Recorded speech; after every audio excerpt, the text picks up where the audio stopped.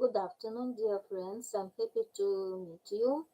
Today is the 23rd of August, and this is a fairy tale, the tale of Nur al-Din Ali and his son, part 4.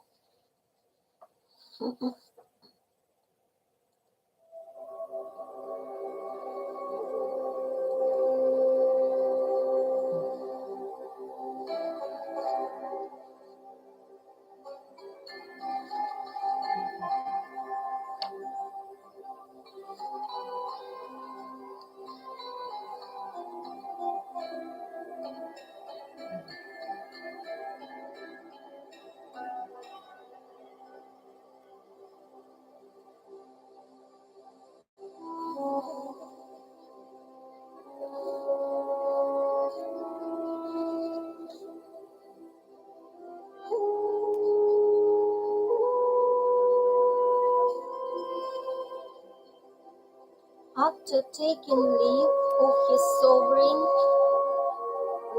the vizier returned to his house, where he equipped himself, his daughter, and grandson Ajib with all the necessary things for a long journey. Then they set out and traveled 3 days until they arrived at Damascus, where the vizier set up camp on the open space called Al-Hassan. After pitching the tents, he said to his servants, "We'll stop here for 2 days." So his servants went into the town on several occasions to sell and buy this and that. They also went to the Hammam bath and visited the cathedral mosque of the Banu Umayyah, the Umayyads, which has nothing like it in the world. Ajib also went with his attendant eunuch to enjoy the city, and the servant followed with a staff of almond wood, so heavy that if he struck a camel with it, the beast would never rise again. When the people of Damascus saw Ajib's handsome features and perfect grace, for he was a marvel of comeliness and loveliness, softer than the cool breeze of the north, sweeter than the fresh water that the thirsty man drinks, and more pleasant than the good health that everyone desires. Many followed him, while others ran on before him and sat alongside the road until he came by, so that they could recognize him. Then, as destiny had decreed, the eunuch stopped opposite the shop of Ajib's father, Badr al-Din Hassan, whose beard had grown long and thick, and who had matured during the 12 years that had passed. During that time, the cook had died, and Hassan of Bassorah had inherited his goods and shop, for he had been formally adopted before the Qazi and witnesses. Now, when his son and the eunuch happened to stop near his shop, he gazed at Ajib with a throbbing heart, and was drawn to him through blood and natural affection. Since he had just finished making a conserve of pomegranate grains with sugar, he called to his son Ajib and said, "My lord, you've overwhelmed my heart, and I would feel honored if you would grace my house and ease my soul by joining me in a repast of meat." Then his eyes streamed with tears that he could not prevent, for he thought about all that he had gone through and all that he had become. When Ajib heard his father's words, his heart also yearned to be with him. And he looked at the eunuch and said, "To tell the truth, my good God, my heart goes out to this cook. He is like one that has a son far away from him. So let us enter and warm his heart by accepting his hospitality. Perhaps if we do so, Allah may reunite me with my father." When the eunuch heard these words, he cried, "By Allah, what a thing to do! Shall the sons of viziers be seen eating in a common cook's shop? Indeed, I've kept the fork off you with my staff, so they won't even dare look at you. And now I won't permit you to enter this shop at all."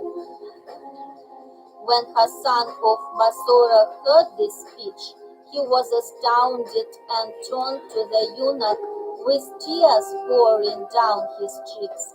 And Ajib said, "Truly my heart loves him." But the eunuch responded, "Stop this talk, I won't let you go in." Thereupon Hassan turned to the eunuch and said, "Worthy sir, why won't you warm my soul by entering my shop? Oh, you who are like a chestnut, dark but inside white of heart, discreet and polite, angels would vie for your service."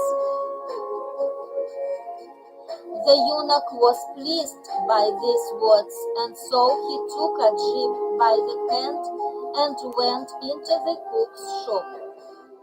Then Hassan offered them sauces with pomegranate grains wonderfully coated with almonds and sugar, and said, "You have honored me with your company.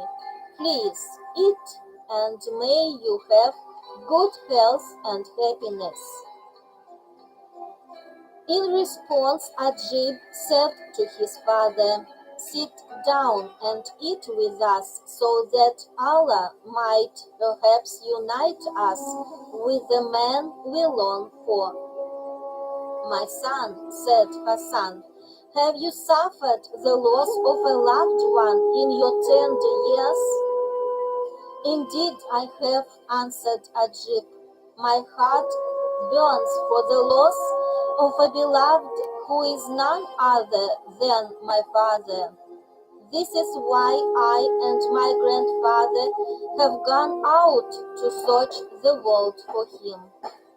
It's such a pity that we haven't found him, for I long to meet him." Then he wept a great deal, and his father also wept upon seeing him weep, and also on account of his own bereavement, for he recalled his long separation from his mother and dear friends. And the eunuch was moved to compassion. Then they ate together until they were satisfied, and Ajib and the slave rose and left the shop. Immediately Hassan left as though his soul had left his body and had gone with him, even though he did not know that Ajib was his son. Since he did not want to lose sight of the boy, he locked up his shop and hurried after him. And he walked so fast that he caught up with them before they had gone through the west gate. Now the eunuch turned toward him and said, "What's the matter with you?" "When you left me," Badr al-Din replied, It seemed as though my soul had gone with you, and since I had some business outside the city gate, I thought I might keep your company until I took care of my affairs." The eunuch was angry and said to Ajib, "This is just what I had feared. We ate that unlucky mouthful which we are bound to respect, and now this fellow is following us from place to place. For the vulgar can do nothing but vulgar things." Upon seeing the cook behind them, Ajib's face reddened with anger, and he said to his servant, "Let him walk the highway of the Muslims, but when we turn off to go to our tents, and he is still following us, we'll send him packing." Then he bowed his head and moved on, with the eunuch walking behind him. But Hassan was not daunted, and he followed them to the plain Al-Qasaf, and as they drew near, Ajib became very angry, fearing that the eunuch might tell his grandfather what had happened. His indignation was particularly great because his grandfather might learn that the cook had followed them after they had entered the cook's shop.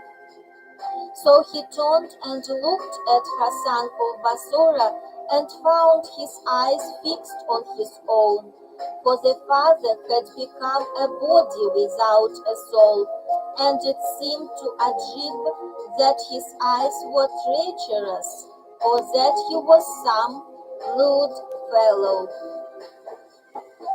So his rage increased, and stooping down, he picked up a stone weighing half a pound and threw it at his father. It struck him on the forehead, cutting it open from eyebrow to eyebrow and causing the blood to stream down. Then Hassan fell to the ground in a swoon, while Ajib and the eunuch made for the tents. When Hassan came to himself, he wiped away the blood, tore off a strip from his turban, and bandaged his head. Then he began reprimanding himself and said, "I shouldn't have shut my shop and followed the boy. It wasn't right. Now he probably thinks that I'm some evil-minded fellow." Then he returned to his place, where he opened up the shop and proceeded to sell his sweetmeats as usual. However, he yearned to see his mother in Basora and wept when he thought about her. In the meantime,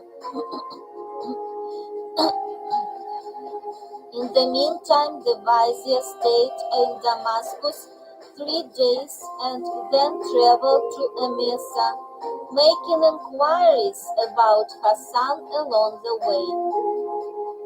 From there he journeyed to Basora by way of Hamath, Aleppo, Diyarbakir, Meridian, and Mosul. As soon as he secured lodgings there, he presented himself to the Sultan, who treated him with high honor and respect due to his rank.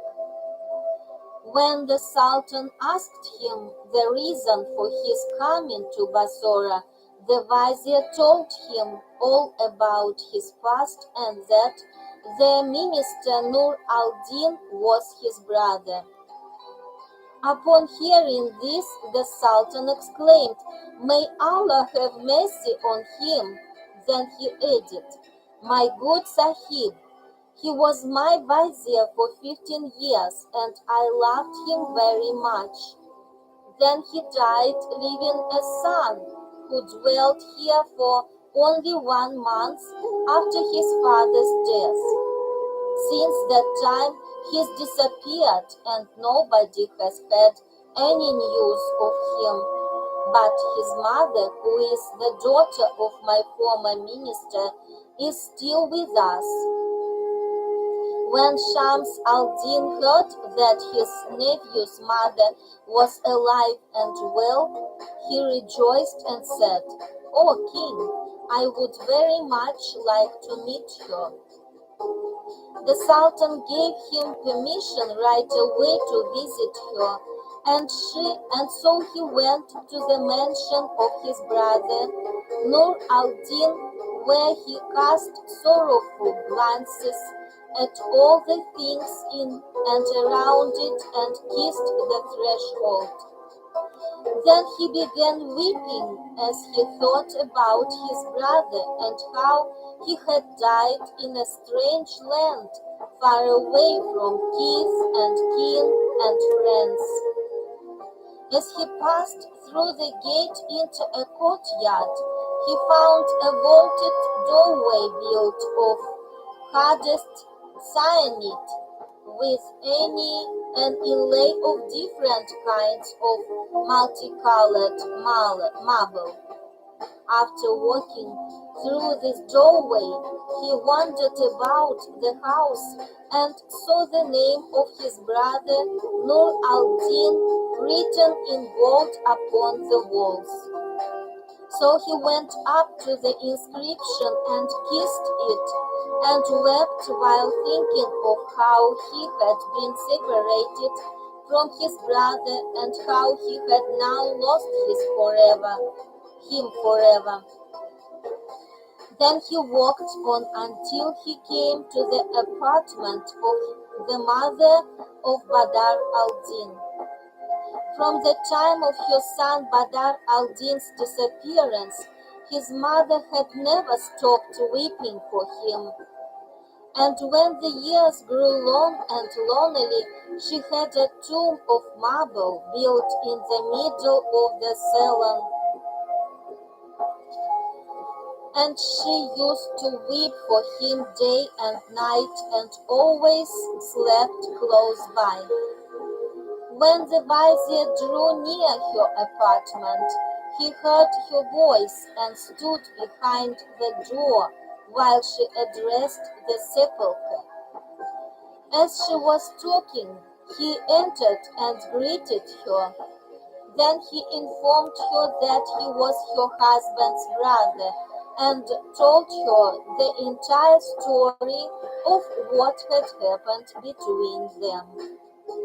In addition, he related to her how her son Badr al-Din Hassan had slept a whole night with his daughter 10 years ago, but had disappeared in the morning, and he ended by saying, "My daughter gave birth to a boy through your son, and your grandson is with me."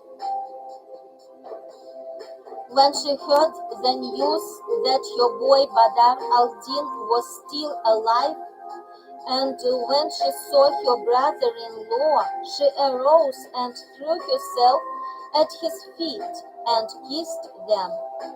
Then the vizier sent for Ajib, and his grandmother stood up, embraced him, and wept. But Shams al-Din said, "This is no time for weeping. This is the time to get you ready for a journey to Egypt.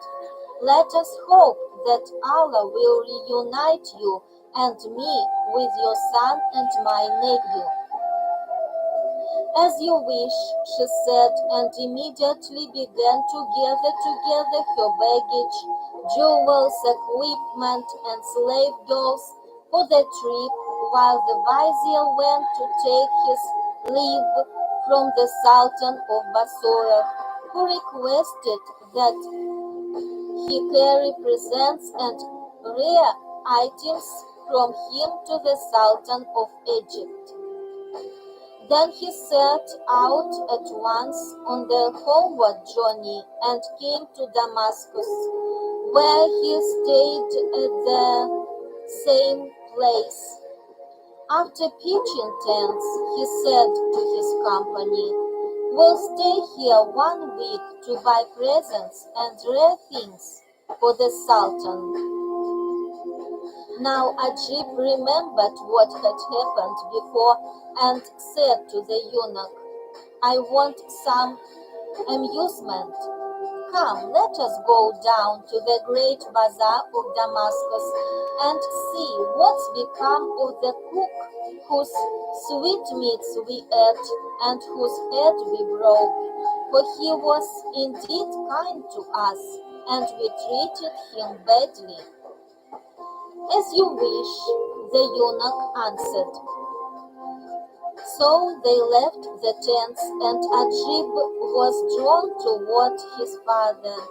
After passing through the city gate, they walked through the streets until they reached the cook's shop, where they found Hassan of Basora standing at the door. It was near the time of the mid-afternoon prayer, and it so happened that he had just finished making a confection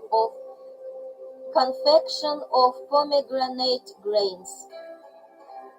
When Ajib and the eunuch drew near him, Ajib's heart pounded with yearning, and when he noticed the scar from the stone that he had thrown had darkened on Hassan's brow, he said to him, "Peace be with you. I want you to know that my heart goes out to you." But when Badr al-Din looked at his son, his heart fluttered, and he bowed his head and remained speechless. Then he raised his head humbly toward the boy and said, "Heal my broken heart and eat some of my sweetmeats. By Allah, I cannot look at you without my heart fluttering. Indeed, I should not have followed you that other time, but I couldn't control myself." "By Allah," answered Ajib, "you certainly do care for us. We ate a mouthful the last time we were in your house, and you made us repent it, for you almost disgraced us by following us. So now we won't eat here unless you promise us not to go out and trail us like a dog. Otherwise, we won't visit you again during our present stay. We'll be here 1 whole week, for my grandfather wants to buy certain presents for the Sultan." "I promise to do just as you wish," said Hassan. So Ajib and the eunuch entered the shop, and his father set a saucer with the pomegranate grains before them. "Sit down and eat with us," Ajib said. "Let us hope that Allah will dispel our sorrows." Hassan was exceedingly happy and sat down and ate with them, but his eyes kept gazing fixedly on Ajib's face. Finally the boy said to him, "You are becoming a nuisance. Stop staring at my face." But Hassan kept feeding Ajib morsels of the pomegranate grains as well as the eunuch, and they ate until they were satisfied and could eat no more. Then they all got up, and the cook poured water on their hands. After loosening a silken waist shawl, he dried their hands and sprinkled them with rose water from a bottle he had with him. Then he went out and soon returned with a goblet of sherbet flavored with rose water, scented with musk and cooled with snow. He sat with He set this before them and said, "Complete your kindness to me." So Ajib took the goblet, drank from it, and passed it to the eunuch, and it went round until their stomachs were full, and they were content with a larger meal than were accustomed to eat. Then they went away and walked hurriedly to their tents. And Ajib went in to see his grandmother, who kissed him, and thinking of her son, Badr al-Din Hassan, she groaned aloud and wept. Then she asked Ajib, "My son, where have you been?" And he answered, "In the city of Damascus." Thereupon she arose and set before him a bit of scone and a saucer with conserve of pomegranate grains, which was sweetened too much. And she said to the eunuch, "Sit down with your master." And the servant said to himself, "By Allah, we don't have any desire to eat right now. I can't stand the sight of food." But he sat down, and so did Ajib, although his stomach was full of what he had already eaten and drunk. Nevertheless, he took a bit of the bread and dipped it in the pomegranate conserve and started eating. But he found it too sweet and said, "Oh, what's this terrible stuff?" "Oh, my son," cried his grandmother, "don't you like my cooking? I made this myself, and no one can cook it as nicely as I can except for your father, Badr al-Din Hassan." "By Allah, my lady," Ajib answered, "this dish tastes terrible, especially when you compare it to the pomegranate grains made by the cook in Basora. His dish has such a wonderful smell that it opens the way to your heart, and the taste makes a man want to eat it forever. Your dish can't match his in the least." When his grandmother heard his words, she became extremely angry and looked at the servant. And Shahrazad noticed that dawn was approaching and stopped telling her story. When the next night arrived, however, she received the king's permission to continue her tale and said, "You will pay for this," the grandmother said to the servant. "Do you think it's right to spoil my grandson and take him into common cook shops?" The eunuch was frightened and denied taking Ajib there. "We didn't go into the shop," he said. "We only passed by it." "By Allah," cried Ajib, "we did go in, and we ate till it came out of our nostrils, and the dish was better than grandmother's dish." Then his grandmother rose and went to her brother-in-law, who was incensed by the eunuch's actions. Consequently, he sent for him and asked, "Why did you take my grandson into a common cook's shop?" Since he was frightened, the eunuch answered, "We did not go in." But Ajib said, "We did go inside and ate the pomegranate grains until we were full, and the cook also gave us iced and sugared sherbet to drink." Upon hearing this, the vizier's indignation increased, and he continued questioning the castrato who kept denying everything. Then the vizier said, "If you are speaking the truth, I want you to sit down and eat in front of us." So the eunuch sat down and tried to eat. However, there was nothing he could do but throw away the mouthful. "My lord," he cried, "I've been full since yesterday." Now the vizier knew that the eunuch had eaten at the cook's shop and ordered his slaves to give him a beating. So they began giving him a sound thrashing until he pleaded for mercy.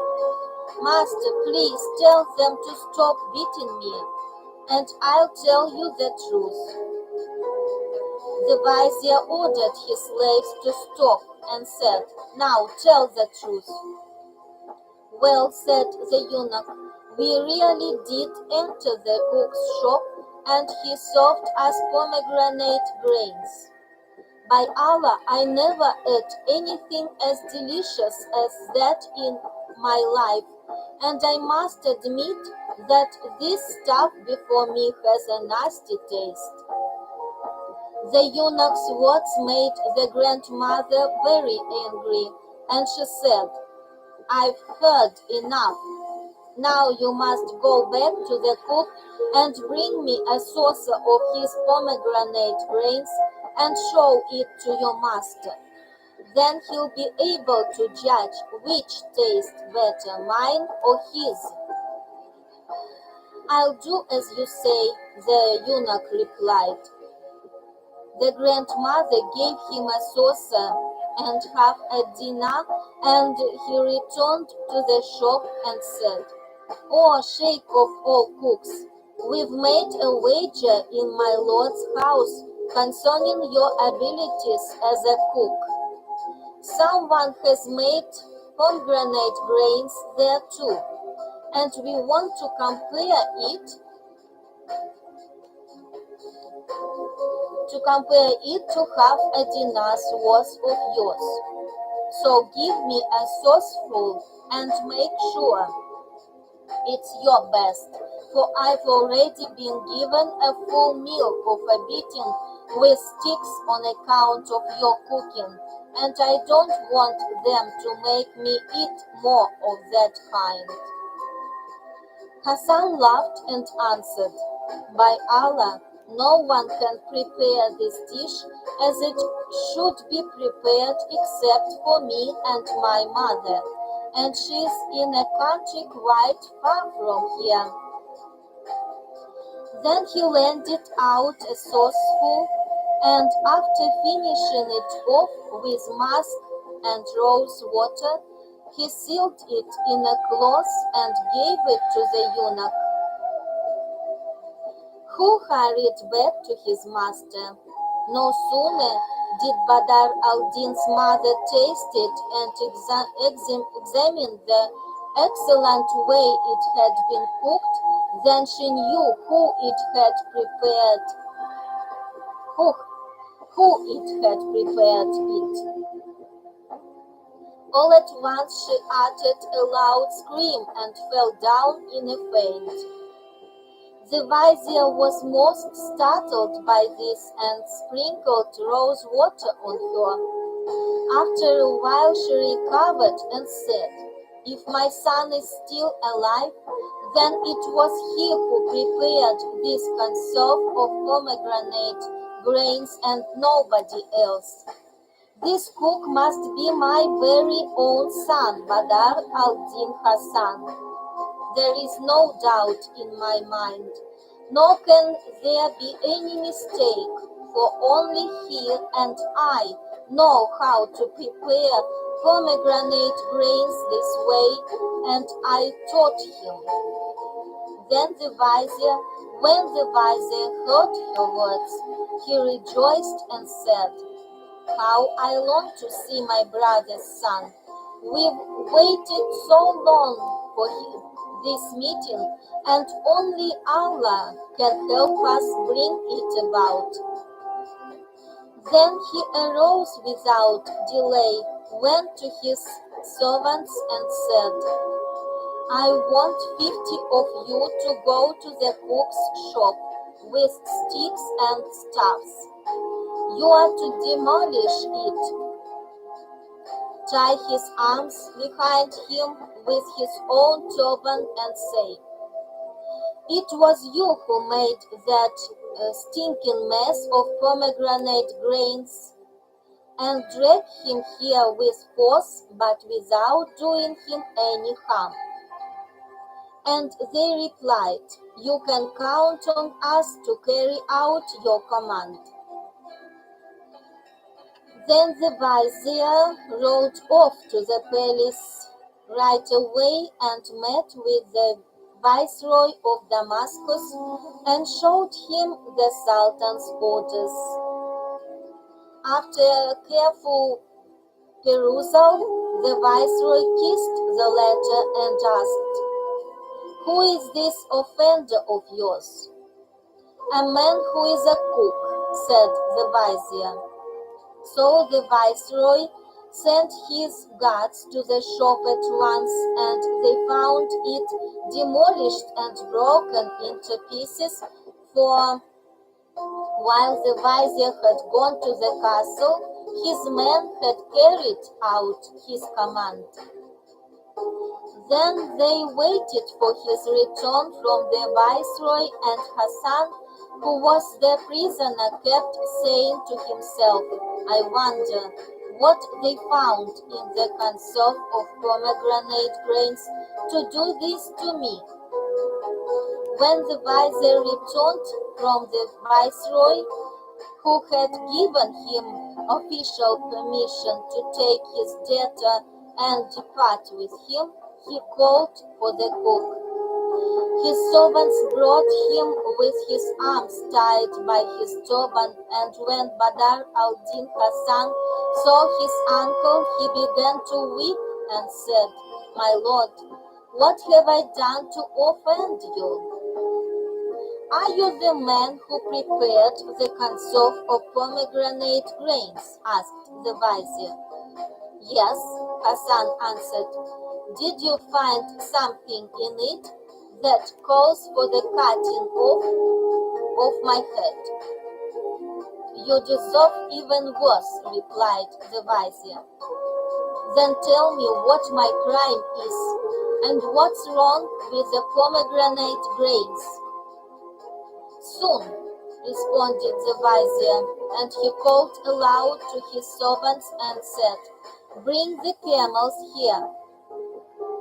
So they pulled up the tents, and the vizier gave orders to his servants to put Badr al-Din Hassan in a chest, which they padlocked, and to place him on a camel. Then they departed and traveled until nightfall, when they halted and ate some food. Badr al-Din Hassan was allowed to come out of the chest to eat, but afterward he was locked up again. Then they set out once more and traveled until they reached Himra, where they took him out of the chest and brought him before the vizier, who asked, Are you the one who prepared that conserve of pomegranate grains? Yes, my lord, he answered. And the vizier said, Tie him up. And they tied him up and returned him to the chest and journeyed until they reached Cairo, where they stopped in the quarter called Al-Raidanya. Then the vizier gave orders to have Badr al-Din taken out of the chest, sent for a carpenter, and said to him, Make me a cross of wood for this fellow. And what did you do with it? Cried Badr al-Din Hassan. And the vizier replied, I intend to crucify you on it. I'm going to have you nailed to the cross and paraded all about the city. Why? Why are you punishing me like this?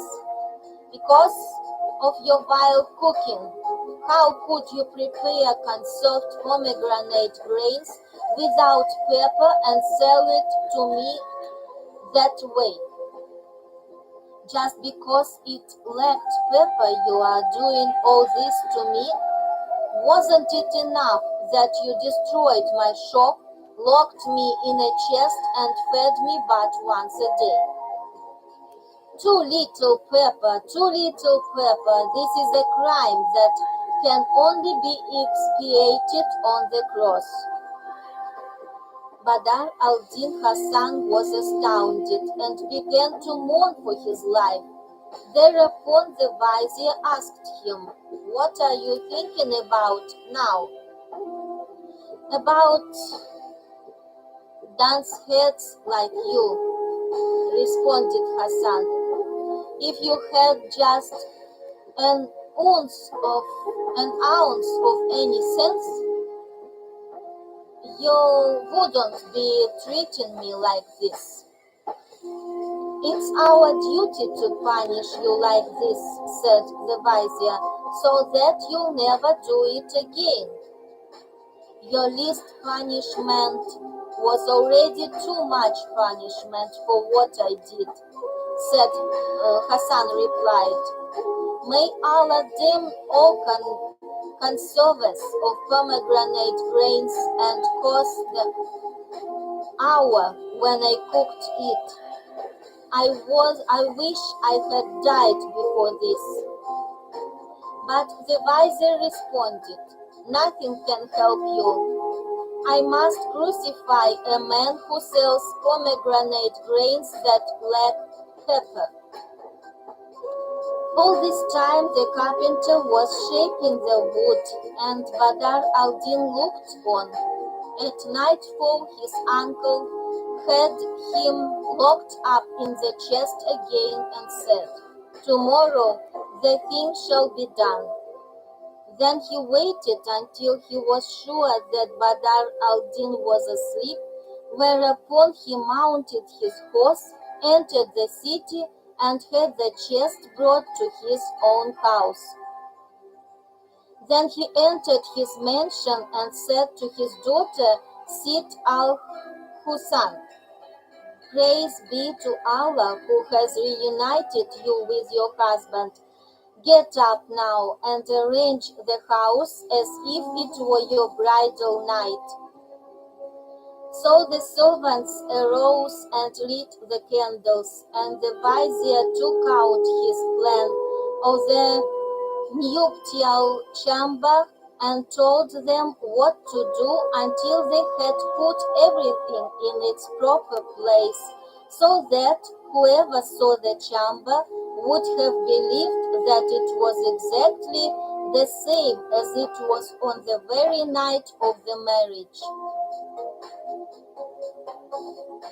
Then he ordered them to put Badr al-Din Hassan's turban beneath the bed with his bag, trousers, and the purse. After this he told his daughter to undress herself and go to bed in the private chamber as on her wedding night, and he added, "When your uncle's son comes into the room, you are to say to him, 'You've certainly dallied in the privy a long time.' Then call him and have him lie by your side and talk to him until daybreak, when we will explain the whole matter to him." Then he had Badr al-Din Hassan taken out of the chest. After untying the rope from his feet and arms, he had everything stripped of him except the fine shirt of blue silk in which he had slept on his wedding night, so that he was practically naked. All this was done while he was utterly unconscious. Soon thereafter, as if decreed by destiny, Badr al-Din Hassan turned over and awoke, and finding himself in a vestibule bright with lights, he said to himself, "Surely I'm in the middle of some dream." So he arose and explored his surroundings until he came to an inner door and looked in. To his surprise, he saw he was in the very chamber in which the bride had been displayed to him, and he saw the bridal alcove and the turban and all his clothes. He was so bewildered by what he saw that he kept advancing and retreating and said to himself, "Am I asleep or awake?" And he began rubbing his forehead and saying, "By Allah, this is definitely the chamber of the bride who was displayed to me. Where am I then? Moments ago I was in a chest." While he was talking to himself, Sid al-Hussein suddenly lifted the corner of the chamber curtain and said, "Oh Lord, don't you want to come in? Indeed, you've delayed a long time in the privy." When he heard her words and saw her face, he burst out laughing and said, "Indeed, this is a very nightmare among dreams." Then he sighed and went in, pondering what had happened, and he was perplexed by all that was happening. Everything became even more mysterious when he saw his turban and trousers and found the purse containing the 1,000 gold pieces. So he muttered, "By Allah, I'm surely having some sort of wild daydream." Then the Lady of Beauty said to him, "You look so puzzled and perplexed. What's the matter with you? You were a very different man at the beginning of the night." He laughed and asked her, "How long have I been away from you?" And she answered, "By Allah, you've only been gone an hour and have just returned. Have you gone clean out of your head?" When Badr al-Din Hassan heard this, he laughed and said, "You are right, but when I left you, I became distracted in the privy and dreamed that I was a cook in Damascus and lived there 10 years. And I met a boy who was the son of a great noble, and he was with a eunuch.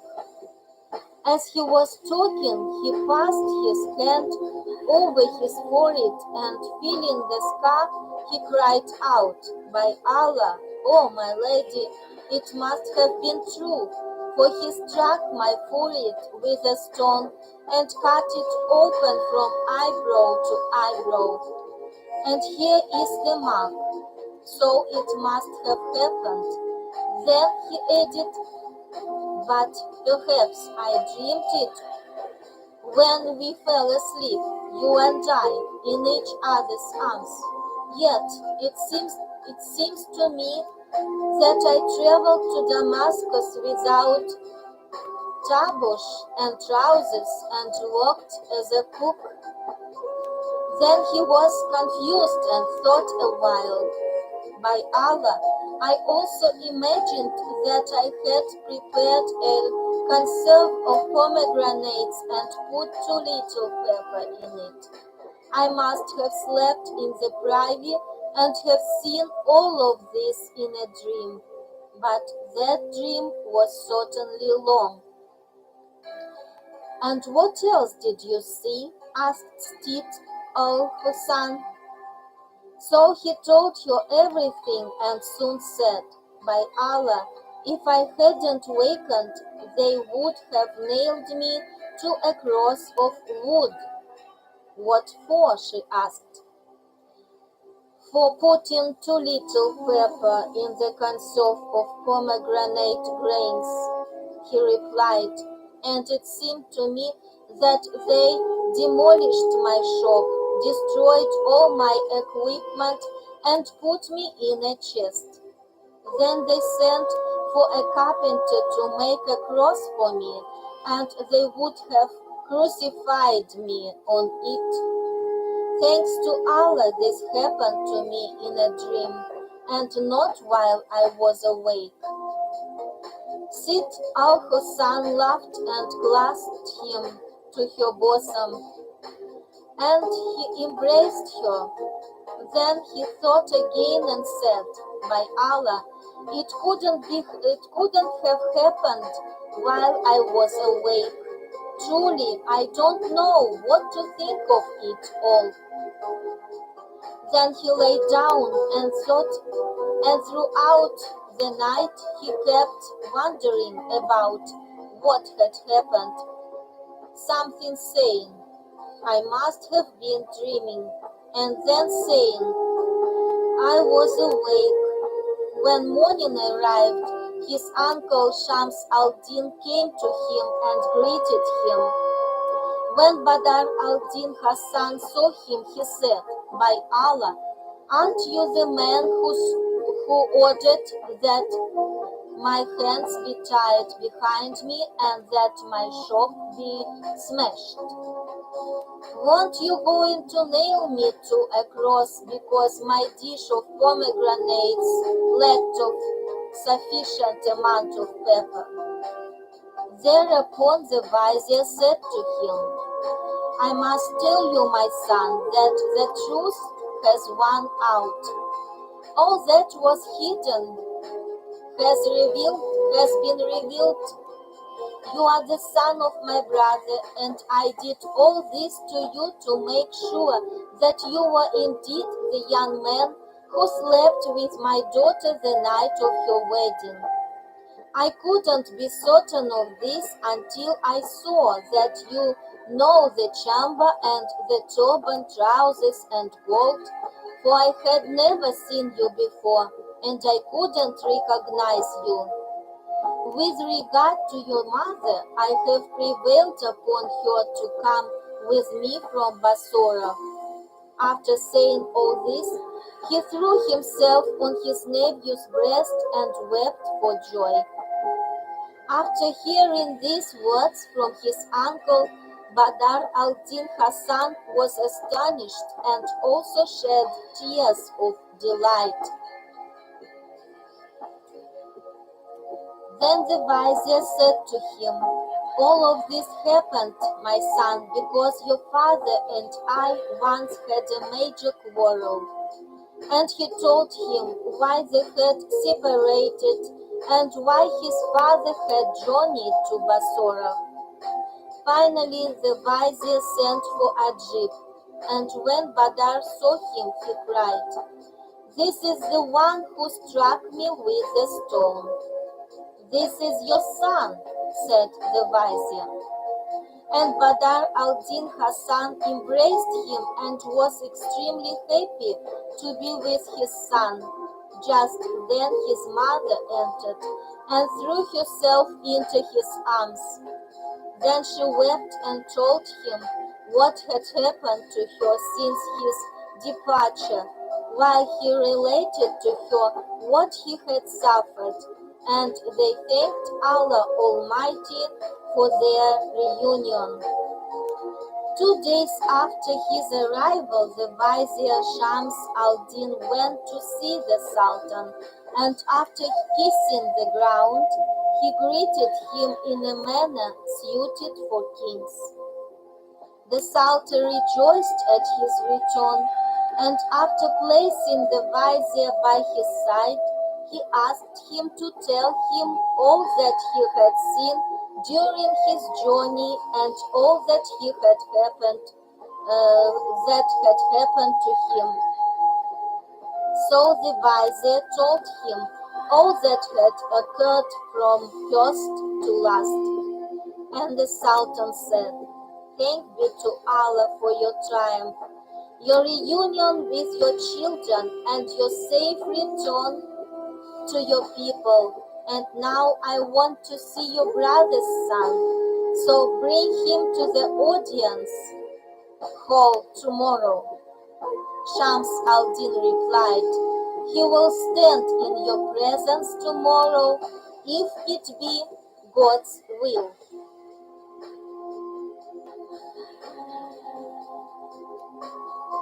To be continued.